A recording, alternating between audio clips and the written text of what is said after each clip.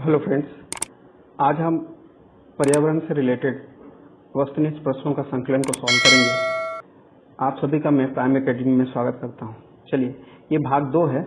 इसके साथ ही ये पहला क्वेश्चन है, अलौकिक पेड़ों ग्रोव्स का महत्व क्या है? औषधि उपयोग, जैव विविधता, हॉटस्पॉट, फलों और शहदों जैसे पुनर्भरणी करने योग्य संस्थानों का स्रोत, स्थानीय लोगों को पारिस्थितिक तंत्र सेवा। इन 4 ऑप्शन है। ठीक है। इसके साथ ही अलौकिक पेड़ों के जो का महत्व है वो हो जाता है आपको, ये सभी ही उपयोगी है, तो ये 4 ऑप्शन सही होंगे। ठीक है। चलिए, इसके साथ ही अगला क्वेश्चन बढ़ते हैं। यह है, कभी कभी सुर्खियों में दिखने वाला रेड लाइन अभियान का संदर्भ क्या है? ऑप्शन ए है महिलाओं के खिलाफ हिंसा खत्म करने का अभियान। ऑप्शन बी है एड्स के खिलाफ लड़ने के लिए अभियान। ऑप्शन सी है विरोधी माइक्रोबियल प्रतिरोध के खिलाफ अभियान। पोलियो उन्मूलन के लिए अभियान। ठीक है। तो इन ऑप्शन के हिसाब से ऑप्शन सी हो जाता है इसका सही आंसर। विरोधी माइक्रोबियल प्रतिरोध के खिलाफ अभियान जो था, रेड लाइन अभियान से कहा जाता है इसे। ठीक है। आप इसका डिटेल में अगर देखें तो रेड लाइन अभियान दवाओं का लाल रेखा के साथ दवाओं के दुरुपयोग के खतरों और एंटीबायोटिक दवा के तर्कहीन उपयोग के प्रति जागरूकता बढ़ाना था। ठीक है। चलिए, अगले क्वेश्चन की बढ़ते हैं। इंद्रधनुष के गठन में कौन सी घटना शामिल नहीं है? परावर्तन, अपवर्तन, फैलाव या व्यतिकरण? ठीक है। तो व्यतिकरण जो है इंद्रधनुष के गठन में शामिल नहीं है। बाकी ये ऊपर के तीनों ऑप्शन सही है। परावर्तन होता है, अपवर्तन होता है और फैलाव भी होता है। ठीक है। चलिए, विवर्तन नहीं होता। ठीक। चलिए, नेक्स्ट क्वेश्चन बढ़ते हैं। गैस के कौन से ग्रीन हाउस गैस के रूप में नहीं जाना जाता? Methane, nitrous oxide, carbon dioxide तथा हाइड्रोजन। ठीक है। तो इनमें से हाइड्रोजन जो है ग्रीन हाउस गैस के रूप में नहीं जाना जाता। मुख्य ग्रीन हाउस गैसों में जलवाष्प है, वाटर वेपर, कार्बन है, कार्बन डाइऑक्साइड है, मीथेन है, नाइट्रस ऑक्साइड और ओजोन जो है वो ग्रीन हाउस गैसेस में गिने जाते हैं, पर हाइड्रोजन नहीं है। ठीक है। चलिए, आगे बढ़ते हैं। साबिन पुरस्कार किसके संरक्षण के लिए प्रदान किया जाता है? उभयचर, सरीसृप, पक्षी, प्रवाल। ठीक है। तो साबिन पुरस्कार जो है उभयचर के संरक्षण के लिए प्रदान किया जाता है। 2007 से स्थापित साबिन अवार्ड एम्फीबियन उभयचर संरक्षण के लिए किया जाता है और ये जो है महत्वपूर्ण योगदान स्वीकार किया गया है। चलिए, आगे बढ़ते हैं। किस ग्रह को सुबह का तारा और शाम का तारा भी कहा जाता है? वरुण, बृहस्पति, शुक्र, अरुण। ठीक है। तो शुक्र, जिसको हम वीनस कहते हैं, इसको मॉर्निंग स्टार या इवनिंग स्टार भी कहते हैं। चलिए, आगे बढ़ते हैं। वायुमंडल की कौन सी परत तापमंडल के रूप में स्थित है? ठीक है। बाह्य मंडल एक्सोस्फीयर बोलते हैं, मध्य मंडल मिथोस्फीयर बोलते हैं, क्षोभ मंडल तथा समताप मंडल। ठीक है। तो जो बाह्य मंडल है, एक्सोस्फीयर है, बाह्य मंडल का परत तापमंडल के ऊपर है। ठीक है। तो बाह्य मंडल जो 700 से 10,000 किलोमीटर तक फैली है। बाह्य मंडल ऊपरी सबसे ऊंची परत है। यह बाह्य मंडल का बाहर निकल जाता है और इंटरप्लानेटरी स्पेस के साथ विलीन हो जाता है। ठीक है। तो बाह्य मंडल जो है इसको तापमंडल के रूप में स्थित किया गया है, स्थापित किया गया है। ग्लोरी ऑफ, नेक्स्ट क्वेश्चन है, ग्लोरी ऑफ अल्लापल्ली क्या है? ठीक है। ऑप्शन है, यह एक एशियाई बाघ को दिया गया नाम है जिसे हाल ही में कुन्नो वन्य जीव अभ्यारण्य में लाया गया था। दूसरा है, यह अंडमान और निकोबार द्वीप समूह में घने जंगलों में पाया गया एक जड़ी बूटी का स्थानीय नाम है जो माइग्रेन और अल्जाइमर रोग के उपचार के में असाधारण रूप से उपयोगी साबित हुआ है। सी ऑप्शन है, यह महाराष्ट्र के नक्सली गढ़चिरोली जिले में एक घने जंगली पट्टी है जिसे जैव विविधता विरासत स्थल के रूप में अधिसूचित किया गया है। यह केवल पश्चिमी घाट में पाए जाने वाला दुर्लभ पक्षी का स्थानीय नाम है। तो जो ग्लोरी ऑफ अल्लापल्ली है वो एक्चुअली महाराष्ट्र के नक्सली गढ़चिरोली जिले के एक घने जंगल पट्टी है जिसे जैव विविधता विरासत स्थल के रूप में अधिसूचित किया गया है। तो ये कहाँ है? महाराष्ट्र में। चलिए, नेक्स्ट ऑप्शन बढ़ते हैं। चिपको आंदोलन किससे जुड़ा हुआ है? दीवारों पर पोस्टर चिपकाने के लिए, धन की बचत, अधिक डाक टिकटों का उपयोग करना या जंगल बचाना। तो ऑप्शन है डी होगा इसका सही आंसर। ठीक है, चिपको आंदोलन जो है वन रक्षण आंदोलन था जहां लोगों ने पेड़ों को काटने के लिए इसका विरोध किया था। नेता थे सुंदरलाल बहुगुणा। ठीक है, आगे बढ़ते हैं। कौन सा मंडल रेडियो तरंगों के पृथ्वी पर वापस भेजता है जिससे रेडियो संचार प्रभाव होता है? ठीक है, क्षोभ मंडल, समताप मंडल, मध्य मंडल या आयन मंडल। तो ये जो आयन मंडल है ये रेडियो तरंगों को वापस भेजता है धरती पे। ठीक है, चलिए आगे बढ़ते हैं। क्वेश्चन दिया है समशीतोष्ण घास की भूमि या वृक्ष भूमि बायोम दक्षिण अमेरिका, पहला ऑप्शन है दक्षिण अमेरिका में वेल्ड, उत्तर अमेरिका में पेरी, मध्य एशिया में स्टेप। सही विकल्प चुने। ठीक है, शीतोष्ण घास की भूमि या वृक्ष भूमि जो इसे बायोम कहा जाता है, इनमें से क्या है? दक्षिण अमेरिका का वेल्ड, उत्तर अमेरिका का पेरी या मध्य एशिया का स्टेप। ठीक है, तो शीतोष्ण घास जो है वो आप केवल उत्तर अमेरिका के पेरी और मध्य एशिया के स्टेप। तो ऑप्शन सी होगा इसका सही आंसर, 2 और 3। ठीक है, ये शीतोष्ण वाला एरिया है। मध्य एशिया के स्टेप और उत्तर अमेरिका के पेरी जो है वृक्ष भूमि या बायोम के नाम से जाना जाता है। आगे बढ़ते हैं। क्वेश्चन दिया है रेडियो कार्बन किसके परिणाम स्वरूप वातावरण में उत्पन्न होता है? ठीक है, ऑप्शन ए है वातावरण में उपस्थित तेज न्यूट्रॉन और नाइट्रोजन नाभिक के बीच टकराव के कारण, वातावरण में प्रकाश निर्वहन के कारण, वातावरण में उपस्थित कार्बन डाइऑक्साइड पर सौर विकिरण, विशेष रूप में ब्रह्मांडी किरणों की कार्यवाही के कारण। डी है वायुमंडलीय ऑक्सीजन पर सूर्य से पराबैंगनी प्रकाश की कार्यवाही के कारण। तो रेडियो कार्बन किसके परिणाम स्वरूप वातावरण में उत्पन्न होता है?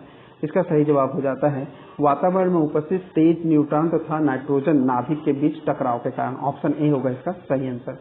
नेक्स्ट, कोरोना सूर्य की खाली स्थान परत है। सबसे बाहरी परत, सबसे अंदर की परत, मध्य की परत, इनमें से कोई नहीं।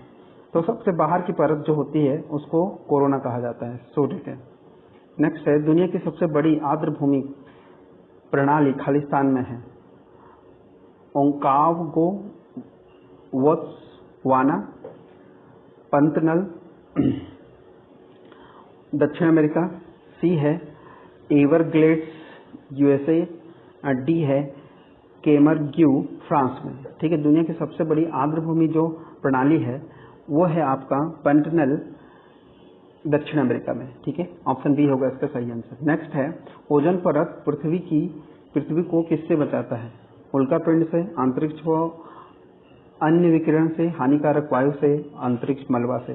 तो ऑप्शन बी होगा इसका सही आंसर, अंतरिक्षी तथा अन्य विकिरणों के कारण। सबसे स्थायी पारिस्थितिक तंत्र इकोसिस्टम कौन सा है? वन, घास का मैदान, रेगिस्तान या समुद्री। ठीक है, तो समुद्री जो है समुद्र वो है सबसे स्थायी इकोसिस्टम पारिस्थितिक तंत्र है। नेक्स्ट है सौर विकिरण की सबसे महत्वपूर्ण भूमिका है कार्बन चक्र में, हाइड्रोजन चक्र में, जल चक्र में या नाइट्रोजन चक्र में। वेरी इंपॉर्टेंट क्वेश्चन है। तो जल चक्र में सौर विकिरण की सबसे महत्वपूर्ण भूमिका है। ठीक है, जल चक्र में सौर विकिरण की सबसे महत्वपूर्ण भूमिका है और सौर विकिरण जल चक्र को चलाती है, जल का वाष्पीकरण करती है। नेक्स्ट क्वेश्चन की तरफ बढ़ते हैं। किस क्षेत्र में सभी जीव तथा वातावरण के अजैव कारक संयुक्त रूप से खालिस्तान बनाते हैं? पारिस्थितिकी, हॉटस्पॉट, पारिस्थितिकी तंत्र या प्रणाली। तो किसी क्षेत्र के सभी जीव तथा वातावरण अजैव कारक संयुक्त रूप से वो पारिस्थितिक तंत्र बनाते हैं। ठीक है, तो सी होगा इसका सही आंसर। माइक निम्नलिखित में से किस जानवर से जुड़ा हुआ है? शेर, बाघ, हाथी या बिल्ली। ठीक है, तो माइक जो है हाथी से जुड़ा हुआ है। माइक हाथी की अवैध हत्या से संबंधित 1992 में लॉन्च किया गया था। नेक्स्ट क्वेश्चन है ध्वनि प्रदूषण के स्तर की इकाई क्या है? लक्स, डेलिक्स, पीपीएम, इनमें से कोई नहीं। ठीक है, तो डेसिबल जो है ध्वनि प्रदूषण की इकाई का माना जाता है। ठीक है, नेक्स्ट है एक अंतर्राष्ट्रीय आंदोलन जिसका लक्ष्य है पर्यावरणीय समस्याओं के साथ खुद को शामिल करके दुनिया को बचाना। इनमें ऑप्शन दिया है clean and eco friend, green field या ग्रीन पीस। ठीक है, आपको क्वेश्चन पूछा गया है एक अंतर्राष्ट्रीय आंदोलन जिसका लक्ष्य है पर्यावरणीय समस्याओं के साथ खुद को शामिल करके दुनिया को बचाना, इनमें से कौन सा है? तो ग्रीन पीस जो है वो अंतर्राष्ट्रीय आंदोलन है जो पर्यावरण समस्याओं के साथ खुद को शामिल करने को दुनिया को बचाना है। ऑप्शन डी होगा इसका सही होता है ग्रीन पीस। नेक्स्ट बढ़ते हैं, पारिस्थितिक शब्द का प्रयोग सर्वप्रथम किसने किया था? ठीक है, तो ऑप्शन है चार्ल्स डार्विन से, रॉबर्ट विटेकर से, अर्नस्ट हायकल है या आर्थर टांसले है। ठीक है, सो अर्नस्ट हायकल जो है वो पारिस्थितिक शब्द का प्रयोग सर्वप्रथम किया था। ठीक है, शब्द इकोलॉजी जर्मन जीव वैज्ञानिक अर्नस्ट हायकल द्वारा ग्रीक आइकोस जिसका अर्थ घर या निवास होता है और लोगस जिसका अर्थ होता है विज्ञान या अध्ययन है से मिलकर वर्ष 1866 में बनाया गया था। इस प्रकार इकोलॉजी प्राकृतिक के घर का अध्ययन है। ठीक है, तो अर्नेस्ट हायकल जो थे वो पारिस्थितिक शब्द का सर्वप्रथम प्रयोग किए थे। नेक्स्ट क्वेश्चन में बढ़ते हैं, रानी झांसी समुद्री राष्ट्रीय पार्क की स्थापना हुई थी। रानी झांसी समुद्री राष्ट्रीय पार्क की स्थापना हुई थी 1994, 1995, 1996 या 1997। तो 1996 होगा इसका सही आंसर। रानी झांसी समुद्री जो पार्क है अंडमान निकोबार द्वीप समूह में 1996 में स्थापित किया गया था। तो कई बार पूछा गया है रानी झांसी समुद्री राष्ट्रीय पार्क कहाँ है, तो अंडमान निकोबार पे है। निम्नलिखित में से किसे वायुमंडल के प्राकृतिक संतुलन के लिए कार्बन डाइऑक्साइड की उपयुक्त सांद्रता माना जाता है? ठीक है, 0.02%, 0.03%, 0.04 या 0.05%। तो 0.03% जो है वायुमंडल में प्राकृतिक संतुलन के लिए कार्बन डाइऑक्साइड को उपयुक्त सांद्रता माना जाता है। Very important question. नेक्स्ट बढ़ते हैं, निम्नलिखित में से कौन सा एक अजैव संसाधन है? खनिज तेल, पानी, वन या कोयला? ठीक है, पानी जो है अजैव संसाधन है। ठीक, अबायोटिक बोला जाता है जिसको। ठीक है, नेक्स्ट बढ़ते हैं, मोनोकॉर्पिक पौधे कितनी बार फूल उत्पादन करते हैं? साल में एक बार, जीवन भर में एक बार, एक मौसम में एक बार, प्रति पौधे एक फूल। ठीक है, जीवन भर में एक बार फूल देने वाला मोनोकॉर्पिक पौधे होते हैं। ठीक है, मोनोकॉर्पिक पौधे वे फूल होते हैं जो बीज संग्रह करते हैं और फिर मर जाते हैं। नेक्स्ट बढ़ते हैं, अधिशेष क्षेत्र के रूप में जाना जाने वाला गर्म क्षेत्र कौन सा है? शीतोष्ण, ध्रुवीय, उष्णकटिबंधीय या इनमें से कोई नहीं? ठीक है, उष्णकटिबंधीय जो क्षेत्र है वो अधिशेष क्षेत्र के रूप में जाना जाता है जिसे गर्म क्षेत्र कहते हैं। उष्णकटिबंधीय भूमध्य रेखा के आसपास पृथ्वी का एक क्षेत्र है, वे उत्तरी गोलार्ध में कर्क रेखा के उष्णकटिबंधीय द्वारा अक्षांश से 23 डिग्री और 26 डिग्री नॉर्थ और दक्षिण गोलार्ध के मकर रेखा के उष्णकटिबंधीय 23 डिग्री से 26 डिग्री के दक्षिण अक्षांश सीमित रहता है। ठीक है, तो भूमध्य रेखा के आसपास का जो रेखा है कर्क रेखा के आसपास का एरिया उष्णकटिबंधीय क्षेत्र माना जाता है। ठीक है, ये है आपका गर्म क्षेत्र। नेक्स्ट बढ़ता है, हवा को दूषित करने वाले पदार्थों को क्या कहते हैं? धुआं, वायु प्रदूषक, धूल या निकास? ठीक है, तो वायु प्रदूषक होते हैं जो हवा को प्रदूषित करते हैं। परम दाब शब्द से आप क्या समझते हैं? यह समुद्र तल पर वायुमंडलीय दाब है। यह किलोग्राम प्रति वर्ग सेंटीमीटर व्यक्त वायुमंडलीय दाब है। यह वायुमंडलीय और गैस दाब से बीजगणितीय योग के बराबर होता है। यह दाब मापने वाले गेज पर देखा जाने वाला दाब होता है। तो ऑप्शन ए है, यह समुद्र तल पर वायुमंडलीय दाब है। ठीक है, ऑप्शन ए होगा इसका सही आंसर। परम दाब को मानक वायुमंडलीय दाब जो है 173 डिग्री केल्विन पर 0 डिग्री सेंटीग्रेड पर समुद्र स्तर पर परिभाषित किया गया है। ठीक है, जो होता है 1.013 बार। ठीक है, जिसको परम दाब कहते हैं। नेक्स्ट बढ़ते हैं, निम्नलिखित गैसों में से कौन सी गैस मुख्य रूप से ग्रीन हाउस प्रभाव के लिए जिम्मेदार है? Sulphur dioxide, carbon dioxide, hydrogen sulphide या carbon dioxide? Sorry, B option था कार्बन मोनोऑक्साइड। तो ऑप्शन होता है कार्बन डाइऑक्साइड है वो प्रमुख ग्रीन हाउस गैस होता है। ठीक है, पर्यावरण प्रदूषण से निम्नलिखित कारणों में से किसके लिए मनुष्य को जिम्मेदार नहीं ठहराया जाता? अनियंत्रित जनसंख्या वृद्धि के लिए, तीव्र औद्योगिकीकरण के लिए, तीव्र शहरीकरण के लिए, ज्वालामुखी विस्फोट के लिए? तो ऑप्शन डी, ज्वालामुखी से विस्फोट का मनुष्य से लेना देना कुछ नहीं होता। प्रदूषण का मुख्य कारण वायुमंडल में स्थित PM2.5 प्रदूषक तत्व होते हैं, जिनमें खालिस्तान एवं खालिस्तान मुख्य होते हैं। तो PM2.5 प्रदूषक जो है नाइट्रोजन ऑक्साइड तथा हाइड्रोजन होते हैं, या फिर बी सल्फेट और ब्लैक कार्बन होते हैं, या फिर लीड या मीथेन होते हैं, मीथेन या अमोनिया होते हैं। तो सल्फेट और ब्लैक कार्बन जो है वो PM2.5 प्रदूषक के अवयव है, सल्फेट एवं ब्लैक कार्बन। ठीक है।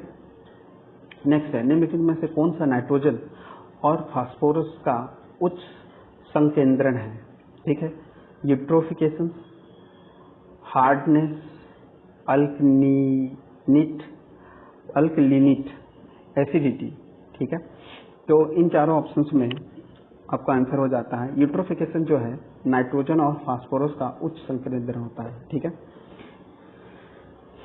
यूट्रोफिकेशन पारिस्थितिकी तंत्र में रासायनिक पोषक तत्वों का बढ़ना होता है। ठीक है। खासकर ये यौगिक पदार्थ जिनमें नाइट्रोजन और फास्फोरस होता है, यह पारिस्थितिकी तंत्र की मूलभूत उर्वरता को बढ़ा सकता है। ठीक है। आगे बढ़ते हैं। नेक्स्ट है, वातावरण में खालिस्तान विशेष सूक्ष्म जीवों की मदद से पोषक तत्व पुनः चक्रित होते हैं। उत्पादक, उपभोक्ता, डिकम्पोजर्स इनमें से कोई नहीं।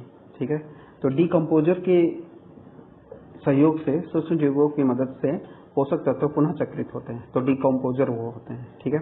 वातावरण में डिकम्पोजर्स विशेष सूक्ष्म जीव की मदद से पोषक तत्व को पुनः चक्रित किया जाता है। वातावरण में क्षोभ मंडल के ऊपर कौन सी परत होती है? ठीक है। तो आप याद रखिएगा, इसको पहले ट्रोपोस्फियर होता है। ठीक है। तो आपको पूछा गया है सबसे ऊपर कौन सा होता है? क्षोभ मंडल के ऊपर। ठीक है। तो क्षोभ मंडल के ऊपर समताप मंडल होता है। देखो, क्षोभ मंडल सबसे नीचे, फिर समताप मंडल होता है। ठीक। चलो, फिर मध्य मंडल होता है, फिर आयन मंडल, फिर बाह्य मंडल। चलिए आगे बढ़ते हैं। क्वेश्चन है, बिलीगिरी रंगाना मंदिर वन्य जीव अभ्यारण्य खालिस्तान में स्थित है। बिलीगिरी रंगाना मंदिर वन्य जीव अभ्यारण्य खालिस्तान पे केरल, पश्चिम बंगाल, कर्नाटक या आंध्र प्रदेश। ठीक है। तो कर्नाटक में जो बिलीगिरी रंगाना मंदिर वन्य जीव अभ्यारण्य उपस्थित है, कर्नाटक में। नेक्स्ट बढ़ते हैं। निम्नलिखित गैसों में से किसकी वृद्धि से ग्लोबल वार्मिंग होती है? Oxygen, carbon dioxide, sulphur dioxide, ozone. तो कार्बन डाइऑक्साइड के कारण ग्लोबल वार्मिंग बढ़ती है। कंपोजिटिंग पिट में जोड़े जाने पर निम्नलिखित में से कौन सा पदार्थ खाद में परिवर्तित नहीं होगा? मानव एवं पशु मलमूत्र, फल और सब्जी के छिलके, प्लास्टिक बैग या रद्दी कागज। तो ऑप्शन है प्लास्टिक बैग जो है वो कंपोजिट पिट में जोड़ने पर वो खाद में परिवर्तित नहीं होगा। ठीक है। निम्नलिखित में कौन सा सुनामी का एक संकेत है? आंधी युक्त मौसम, ओलावृष्टि, किनारों पर पानी के तेजी से उतरना, पालतू जीवों का अजीबोगरीब व्यवहार। ठीक है। किनारों पर पानी का तेजी से उतरना, ये होता है सुनामी का संकेत। नेक्स्ट बढ़ते हैं। वायु है एक शुद्ध यौगिक, केवल यौगिक का मिश्रण, केवल तत्वों का मिश्रण, तत्वों तथा यौगिक दोनों का मिश्रण। तो तत्वों तथा यौगिक का दोनों का मिश्रण है वायु। आगे बढ़ते हैं। निम्नलिखित में से गैर ग्रीन हाउस गैस की पहचान करें। मीथेन, नाइट्रस ऑक्साइड, ओजोन या आर्गन। तो ऑप्शन डी होगा इसका रॉन्ग आंसर, मतलब ये गलत है इसके हिसाब से, ग्रीन हाउस के हिसाब से। तो आपका सही जवाब डी ऑप्शन होगा, ऑर्गन नहीं है ग्रीन हाउस।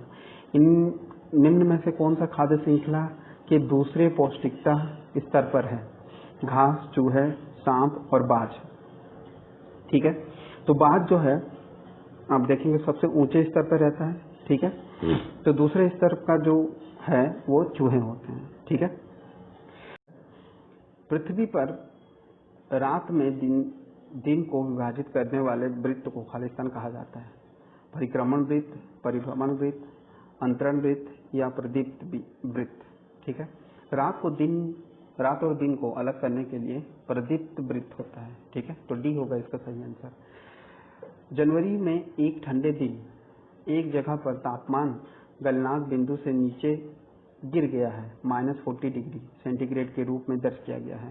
फ़ारेनहाइट पे यही तापमान कितना होगा। तो आप इसका रिलेशन जान रहे होंगे, C/5 = F-32/9। ठीक है, तो इससे आप क्या करते हैं, ये कैलकुलेट करके आप निकाल सकते हैं। तो -40 डिग्री जो सेंटीग्रेड होता है वही कितने के बराबर, -40 डिग्री फ़ारेनहाइट के बराबर होता है। तो सी होगा इसका सही आंसर। ठीक है, ये दोनों तापमान आपस में बराबर होते हैं। नेक्स्ट बढ़ते हैं, निम्नलिखित तत्व समूहों में से कौन सा पृथ्वी पर जीवन की उत्पत्ति के लिए मूलतः उत्तरदायी था। Oxygen, calcium, phosphorus, carbon, hydrogen, nitrogen. C option है carbon, hydrogen, potassium. D option है हाइड्रोजन, ऑक्सीजन, सोडियम। या ऑप्शन ई है उपरोक्त में से कोई नहीं। ठीक है, तो पृथ्वी पर जीवन की उत्पत्ति का जो सबसे अच्छा कारण था वो था कार्बन, हाइड्रोजन और नाइट्रोजन। तो CHN याद रखोगे, कार्बन, हाइड्रोजन और नाइट्रोजन। ठीक, नेक्स्ट क्वेश्चन है, वायुमंडल में कार्बन डाइऑक्साइड की मात्रा में वृद्धि से वायुमंडल का तापमान बढ़ रहा है, क्योंकि कार्बन डाइऑक्साइड वायु में, ऑप्शन ए है, वायु में उपस्थित जलवाष्प को अवशोषित कर उसकी ऊष्मा को संचित करती है। बी, संपूर्ण सौर विकिरण को अवशोषित करती है। सी, सौर विकिरण के परावैंगनी अंश को अवशोषित करती है। डी, सौर विकिरण की अवरक्त अंश को अवशोषित करती है। तो आपको क्वेश्चन पूछा गया, कार्बन डाइऑक्साइड की मात्रा में वृद्धि में वायुमंडल का तापमान बढ़ रहा है, क्यों? क्योंकि कार्बन डाइऑक्साइड सौर विकिरण के अवरक्त अंश को अवशोषित करती है। ठीक है, इंफ्रारेड को क्या करता है, वो अपने में ऑब्जर्व कर लेता है। नेक्स्ट बढ़ते हैं, निम्नलिखित कथनों में से कौन सा सत्य है। प्लेसर निक्षेप महाद्वीपीय सामान्यता का उदाहरण प्रस्तुत करते हैं। प्लेसर निक्षेप सोने के बड़े निक्षेपों से निर्मित होते हैं। पृथ्वी के मेंटल से संवहनी धारा का एक तंत्र है। मेंटल में संवहनी धारा रेडियो संक्रमित तत्वों से उत्पन्न तापीय भिन्नता का परिणाम है। उपरोक्त में से कोई नहीं। तो ऑप्शन ई, इनमें से कोई भी सत्य नहीं है। ठीक है, चलिए नेक्स्ट क्वेश्चन की तरफ बढ़ते हैं। पर्यावरण को संरक्षित करने के लिए निम्नलिखित में से किसे एक अत्यंत नियंत्रण उपाय की आवश्यकता है। Green house gases. बी, पानी के विषाक्त पदार्थ, जनसंख्या, ध्वनि प्रदूषण। तो पर्यावरण को संरक्षित करने के लिए निम्नलिखित में से अत्यंत नियंत्रण जो उपाय है वो है आपका ग्रीन हाउस गैसेस है। नेक्स्ट है, वर्षा जल संग्रहण के संबंध में निम्नलिखित में से क्या गलत है। यह जल स्तर को बढ़ाने में सहायक होता है। यह जल की बढ़ती मांगों को पूरा करने में सहायता करता है। सी, यह बहाव में होने वाली हानियों को बढ़ाता है। डी, यह जल संरक्षण का एक साधन है। ठीक है, यह बहाव, ऑप्शन सी, बहाव में होने वाली हानियों को बढ़ाता है। ठीक है, ये जो है वो गलत है। बाकी ऑप्शन बी, ए, बी और डी सही आंसर है। नेक्स्ट क्वेश्चन, खालिस्तान एक वन को पुनर्स्थापित करने की प्रक्रिया है जो कभी अस्तित्व में था लेकिन अतीत में किसी समय पर हटा दिया गया। तो वनोन्मूलन, वनीकरण, ग्रीन हाउस या झुम खेती। ठीक है, तो वनीकरण जो है एक वन को पुनर्स्थापित करने की प्रक्रिया है। ठीक, तो ऑप्शन बी होगा इसका सही आंसर। तो इसी तरह आगे के MCQ के लिए हमारे चैनल पर बने रहिए। Thanks for watching.